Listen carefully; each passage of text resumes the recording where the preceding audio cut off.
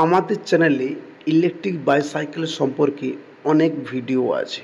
সাইকেলের কিট কীভাবে লাগাতে হবে এবং ব্যাটারি। আজকের ভিডিওতে আমি আপনাদের ইলেকট্রিক বাইসাইকেল চার্জার নিয়ে কথা বলবো। তো আমি একটি এখানে হোমমেড ইলেকট্রিক বাইসাইকেলের চার্জার তৈরি করেছি, যেটা আমি আপনাদের সাথে শেয়ার করব। তো নমস্কার বন্ধুরা, আমি বুম্বা, আর আপনারা দেখছেন সবার প্রিয় আল্ট্রা আইডিয়া চ্যানেল।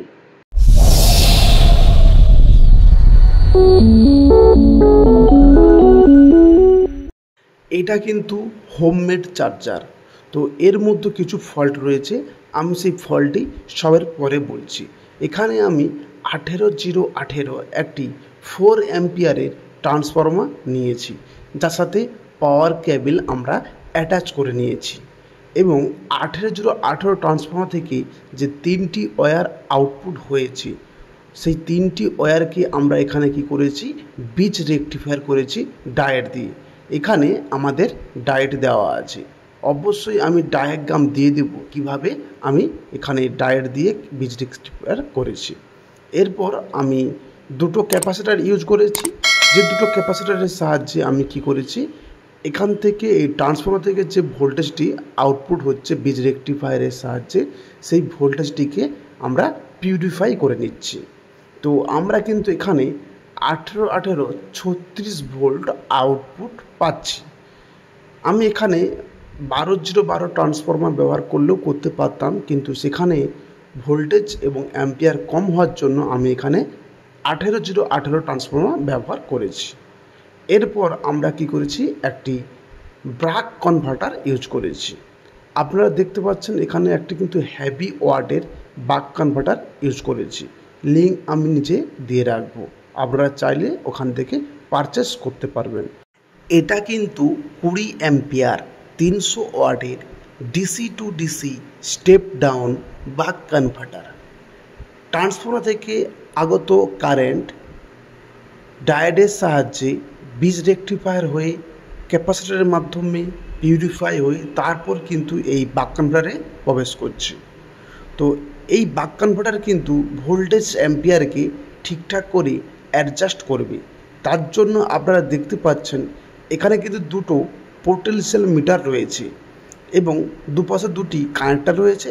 এক সাইডে কানেক্টারে ইনপুট ভোল্টেজ ইন হচ্ছে এবং এক পাশ দিয়ে আউটপুট ভোল্টেজ আউট হচ্ছে।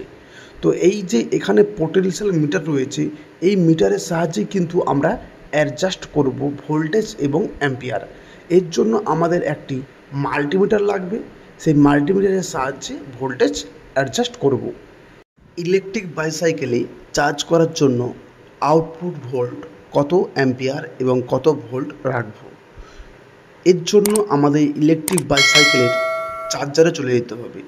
আপনারা এখন দেখতে পাচ্ছেন এখানে কিন্তু আউটপুট ভোল্ট 29 ভোল্ট এবং অ্যাম্পিয়ার 2 অ্যাম্পিয়ারের মতো।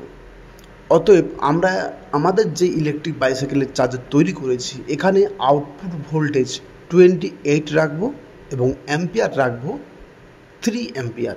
তো 3 অ্যাম্পিয়ার এবং 28 ভোল্ট, এই ইকুয়ালেশন করে আমরা কিন্তু আমাদের ইলেকট্রিক বাইসাইকেল চার্জারটি অ্যাডজাস্ট করে নেব।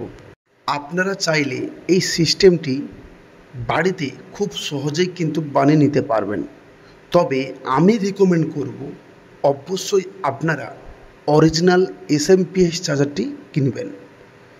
এখানে এই চার্জারের যে ফল্টটি, সেটা হলো এর ওভার চার্জিং।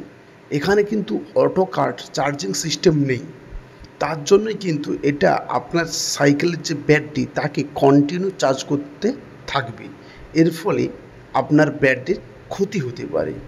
তো এটা ব্যবহার করার জন্য আপনাকে অবশ্যই টাইমিং হিসাব করতে হবে, যে আমাকে 2 ঘন্টা বা 3 ঘন্টা চার্জ করলে আমার সাইকেলের চার্জ ফুল হয়ে যায়। চার্জারটিকে আপনি সাইকেলের সাথে লাগিয়ে কোথাও চলে গেলেন বা আপনার খেয়াল থাকলো না, তখন কিন্তু এটি সাইকেলের যে ব্যাটারি আছে তাকে ওভার চার্জ করবে, এর ফলে ব্যাটারির প্রবলেম হতে পারে। তাই অবশ্যই এসএমপিএস চার্জার কিনুন, যেখানে অটো কাট চার্জিং সিস্টেম আছে। আজকের মতো এইটুকু, দেখা হবে অন্য কোনো ভিডিওতে অন্য কোনো টপিক নিয়ে।